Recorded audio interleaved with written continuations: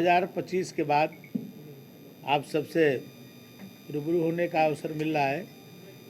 आप जानते हैं कि कुंभ में 66 करोड़ से ज़्यादा लोगों ने स्नान किया और एक तरह से दुनिया में कोई भी धार्मिक आयोजन इससे बड़ा नहीं होता है। दुनिया का सबसे बड़ा धार्मिक आयोजन था। उसमें परिवहन विभाग की भूमिका सबसे महत्वपूर्ण है, क्योंकि लोगों को ले जाने और ले आने की जिम्मेदारी परिवहन विभाग को थी।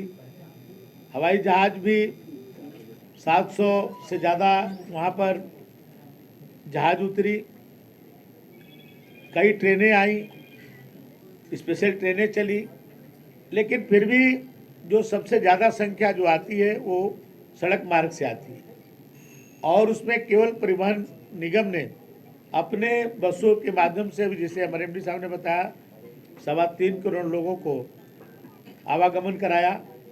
और बाकी जो हमारे निजी सेवा के जो हमारे बस थे, जो हमारे परिवहन विभाग के, जो हमारे आरटीओ विभाग है, उन्होंने हर जनपद में अस्थाई बस अड्डे का भी उन्होंने निर्माण कराया था और उनसे रिक्वेस्ट किया था कि आप जो है अपने पुराने दर पर ही जो प्रयाग का जो किराया होता है उतने में ही आप जो है यात्रियों को ले जाएंगे।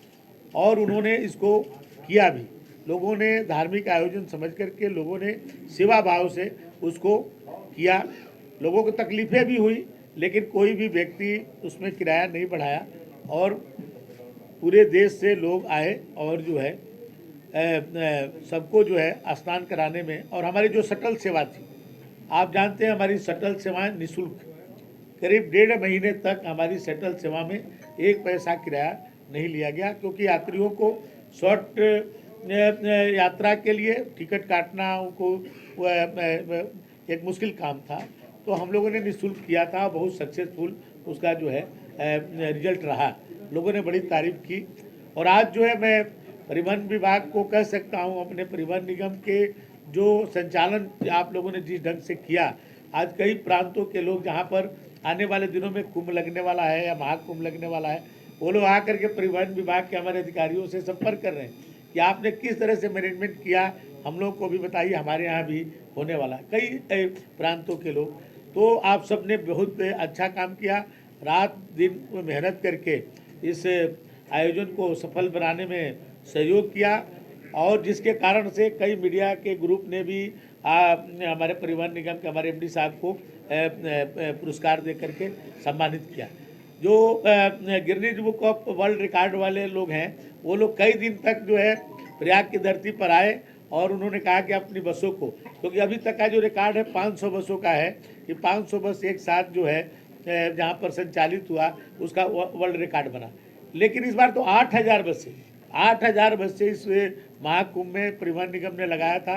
लेकिन जिस दिन रिकॉर्ड बनना था हमारी बसें लग गई थी, लेकिन प्रशासन ने कहा कि जाम न लग जाए। अंतिम दिन था कि जाम लग जाएगा तो लोगों को कष्ट होगा, तो फिर हम लोगों ने उसको जो है वापस कर लिया। और फिर उन्होंने कहा कि मैं फिर से आपको टाइम दूंगा, फिर उस दिन आप लोग करिएगा। लेकिन फिर ऐसा अवसर नहीं आया। नहीं तो एक बहुत बड़ा जो है वो भी हम लोगों को अचीवमेंट में आया था कि अभी तक का जो 500 बसों का 8,000 बसें हो जाती, तो आप समझिए कितना बड़ा, कई गुना ज़्यादा जो उसका था। तो सभी लोगों ने बहुत ही बेहतर काम किया और परिवहन विभाग में आमूलचूल परिवर्तन हो रहा है। अभी तक के परिवहन विभाग बस अड्डा बना है, बस एकमात्र, वो भी अभी पूर्ण रूप से अब जाकर के कंप्लीट होने की स्थिति में है। लेकिन परिवहन विभाग द्वारा 23 बस अड्डों को हम लोग पीपीपी मॉडल पर बनाना शुरू कर दिए, जिसमें लखनऊ के 3 बस अड्डे हमारे, इसी तरह आगरा में 3 है, गाजियाबाद में 2 है, नोएडा में करने जा रहे हैं, और कानपुर में है, बनारस में है, गोरखपुर में है, ऐसे मिर्ज़ापुर में है। 23 बस अड्डे हम लोग अभी कर रहे हैं। अब 54 बस अड्डों का कैबिनेट से स्वीकृति प्राप्त हो गई है, बहुत, वो भी अभी टेंडर होने जा रहा है। और पूरे देश में सबसे जो नया फ्लीट का हम लोग को गौरव प्राप्त होने वाला है। अभी नंबर 2 पर हम हैं, नंबर 2 पर हम जो है, गुजरात हमसे आगे है शायद, हाँ, और हम नंबर 2 पर हैं कि हमारी 5.5 साल की औसत आयु है हमारे बसों को, इसको हम लोगों ने अचीव किया है। और जब भी 3 साल पहले हम लोग के बेड़े में 8,500 बसें हुआ करती थी और आज हम 9,000 से ज़्यादा बसें नई खरीद लिए। अभी 3,000 बसें हमारी प्रोसेस में है और बहुत जल्द आएगी। हम लोगों ने अपने ऑनलाइन किया सिस्टम को, आज टिकट हमारी जो है इलेक्ट्रॉनिक उससे सिस्टम से हो रहा है। हम लोगों ने जीपीएस लगा दिया। आज जीपीएस के माध्यम से हमारी सब बसों को आप देखेंगे कि जो है ये बसें अभी कहाँ पर हैं। एक दिन ऐसी स्थिति आई, यानी वहाँ पर ज़्यादा क्राउड हो गया था, उनको छोड़ना था। हमारे एमडी साहब ने पूरा उसको दिखाया कि अभी हमारे उसके अगल बगल में हमारे 600-700 बसें खड़ी थी। वो जीपीएस के कारण हम लोग देख पाए और उसके बाद तुरंत जाम को हटाया गया कुंभ में और हमारी बसें तुरंत वहाँ पहुँच गई। तो आज वो भी हम लोगों ने सिस्टम शुरू किया। हमारे जो ड्राइवर कंडक्टर हैं उनको हम लोग ने अब चिकित्सा मैंने जांच कर रहे हैं, उनको मेडिकल विभाग से एमओई करके कि उनको आई चेकअप हो, उनका हेल्थ चेकअप हो और इस तरह के कोई दिक्कत ना आए उनको जो है कि दुर्घटनाओं को रोकने के लिए। तो बहुत सारे हम लोग परिवर्तन कर रहे हैं और बहुत सारे और भी बस अड्डों को आप समझिए जितने पिछले 10 सालों में बस अड्डे नहीं बने होंगे उससे ज़्यादा करीब हम लोगों ने 100 से ज़्यादा बस अड्डों का नया निर्माण कराया है। कुछ जगह कंप्लीट हो गया है और कुछ जो है बहुत तेज़ी के साथ काम चल रहा है। तो हम लोग अपने फ्लीट को बढ़ा रहे हैं, इलेक्ट्रिक बसें हम लोग लाए हैं और अभी तक बसें जो है हमारी इलेक्ट्रिक के शहरों में चलती थी। अभी हमारे जो 16 शहर थी, अब एक 17वां शाहजहाँपुर में एक और जुड़ा गया था, तो अब 17 जगहों पर इलेक्ट्रिक बस चलती थी। अब हमारी केवल शहरों में ही नहीं, जो जिला मुख्यालय पर तो चलेगी, अब ग्रामीण क्षेत्र में भी इलेक्ट्रिक बसें चलेगी। इसका भी हम लोगों का बजट में व्यवस्था हो गया है और 5,000 हम लोग इलेक्ट्रिक बसें अभी ले आने का टेंडर हम लोगों ने किया है। तो हम लोग डबल डेकर बस जो कभी आपको बम्बई में देखने को मिलती होगी या कहीं एक आध जगह देश में मिलती होगी, 20 हमारी डबल डेकर आ गई। बहुत जल्द आप लोगों को लखनऊ में एक तो चल रही है, वो लखनऊ में तो हम लोग को गिफ्ट में मिली थी, लेकिन उसके बाद हम लोगों ने 20 बसें और उसी तरह की हम लोगों ने परचेज किया है और सभी बड़े शहरों में अभी हम लोग उसको चलाने जा रहे हैं और आवश्यकता पड़ेगी तो और भी जो शहरों के लिए हम लोग मंगाएंगे। और जो इलेक्ट्रिक बसें भी अब हम लोग जो है हर जगह अब ग्रामीण क्षेत्रों में भी हम लोग चलाएंगे और 1540 हम लोगों ने वो बनाया है नए रूट 1540, उसमें 25,000 बसें नई चलेंगी। प्राइवेट सेक्टर को भी हम लोग पीपीपी मॉडल पे उनसे अनुबंधित करके उनका भी सेवाएं लेंगे और 25,000 अपने जो है नई बसों को, जिसमें 5,000 तो इलेक्ट्रिक बसें होंगी और बाकी इस तरह की बसें कुछ हम लोग परचेज करेंगे और कुछ अपने अनुबंध के आधार पर उसको चलाएंगे। और हम लोग चाहते हैं कि पूरे देश में आज भी मैं कह सकता हूँ कि हमारा परिवहन निगम आज नंबर 1 है। आज हम प्रॉफिट में हैं। पहले देश के कोई भी आप परिवहन निगम को आप देखेंगे तो घाटे में चल रहा है। हमारे यहाँ भी कुछ दिन पहले तक घाटे में चल रहा था।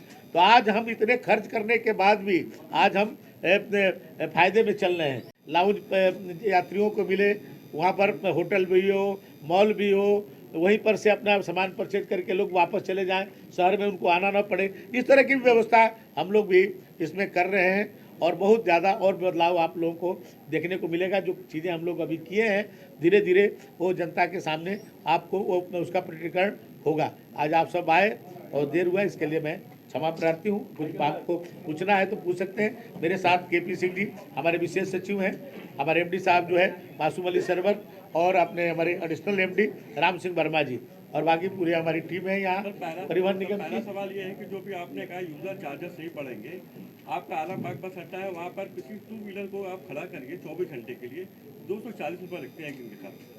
आप कह रहे हैं कि साहब वहाँ कुछ लगता नहीं है, एक दिन का किराया सिर्फ 240 रुपये, सिर्फ गाड़ी आप खड़े करिए, दूसरे दिन आप 12 बजे उठा लेंगे।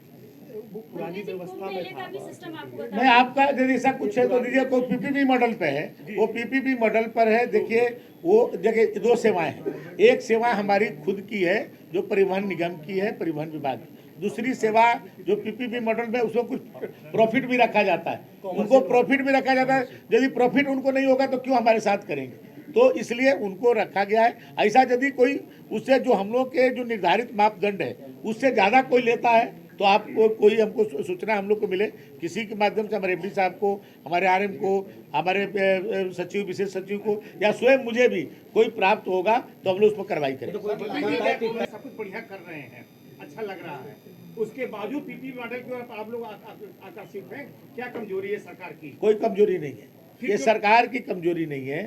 देखिए, दो चीजें हैं, हम लोगों को रोजगार जनरेट करना चाहते हैं, केवल यही नहीं है। आप ये बताइए, एक हमारा पीपीपी मॉडल पर होगा, वहाँ 500 लोग काम करेंगे, 500 लोग काम करेंगे, वो 500 लोगों को रोजगार मिलेगा और जो जीएसटी आएगी वो जीएसटी हमारे सरकार को जाएगी और किराया मुझे मिलेगा। हमको एक पैसा लगाना नहीं और हमको प्रॉफिट हो, लोगों को रोजगार दे, इसके लिए कर रहे हैं। हमारी बजट इतनी नहीं है। अब मान लीजिए हम गोमती नगर में 600 करोड़ रुपया का बस अड्डा बना रहे हैं, हम जो है एयरपोर्ट पर, अमोसी एयरपोर्ट पर बना रहे हैं 200 करोड़ रुपया का बना रहे हैं। तो यदि हम बनाने जाएंगे तो केवल लखनऊ बनाएंगे, मेरा पूरा बजट खत्म हो जाएगा, पूरा प्रदेश का थोड़ी बना पाएंगे। आज हम पूरे प्रदेश को चाहते हैं कि हमारे 300 बस अड्डे और डिपो हैं, सभी चमके, इसके लिए काम कर रहे हैं, लोगों को रोजगार मिले और सरकार को फायदा हो। ये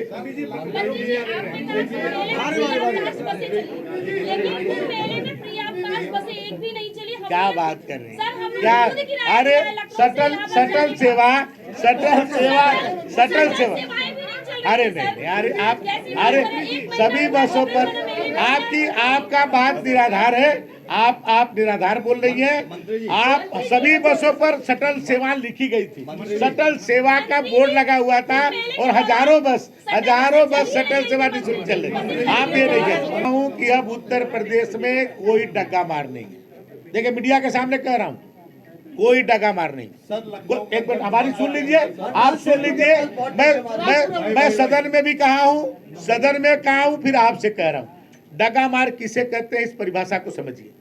हमारा कोई आदमी इंश्योरेंस सही है, उसका रजिस्ट्रेशन सही है, परमिट सही लेके चल रहा है, लेकिन केवल मेरे कायदा कानून का उल्लंघन करता है, तो कायदा कानून के उल्लंघन करने का ये नहीं है कि उसको डगा मार आप कहेंगे। उस पर कार्रवाई करते हैं, रोज हम चालान करते हैं। बताइए, कोई बस एक बताइए जो फिटनेस न हो, जो बस इंश्योरेंस न हो, जो बस रजिस्टर्ड न हो, जो बस टैक्स न देता हो। एक बस आप बताइए, एक बस बताइए। मैं कह रहा हूँ पूरे उत्तर प्रदेश के बारे में मैं बात कर रहा हूँ। डाका मार शब्द को अपने डिक्शनरी से निकालिए। डाका मार अब नहीं है, अब सभी लोग टैक्स दे रहे हैं, सब रजिस्ट्रेशन करा रहे हैं, सब इंश्योरेंस करा रहे हैं, सब फिटनेस करा रहे हैं। वो नेशनल परमिट लेते हैं। नेशनल परमिट का एक गाइडलाइन है, उस गाइडलाइन का उल्लंघन करते हैं। नेशनल परमिट का गाइडलाइन ये है कि ए से जेड तक आप ले जाएंगे। ए में अपने पैसेंजर को उठाएंगे। मान लीजिए कि दिल्ली से पैसेंजर उठाते हैं और उनको गोरखपुर ले जाना है, तो गोरखपुर पैसेंजर को वहाँ पर उतार देंगे। इसके लिए वो सरकार ने उनको अलाउ किया है। लेकिन करते क्या है, वहाँ से पैसेंजर ले आएंगे, आपको आलमबाग में उतार देंगे, आलमबाग से चढ़ाएंगे, अयोध्या में उतार देंगे। ये वो जो हमारे जो परमिट है उसका वो उल्लंघन करते हैं, तो हम उसके लिए चालान करते हैं उनका। ये सही है कि वो हम उनका विकल्प अभी तक नहीं दे पाए हैं। अभी हमारी जो बसें आ रही हैं, हाई एंड बसें आ रही है, एसी बसें आ रही हैं, वो हर रूट पर हम लगा देंगे। जो आपसे अभी मैंने कहा ना 15 से 40 रूट हमने नया बनाया, तो जब हम ये बना देंगे तो एक बस नहीं चलेगी, उनकी भी। स्टूडेंट के लिए ये हम लोग जो है और बाकी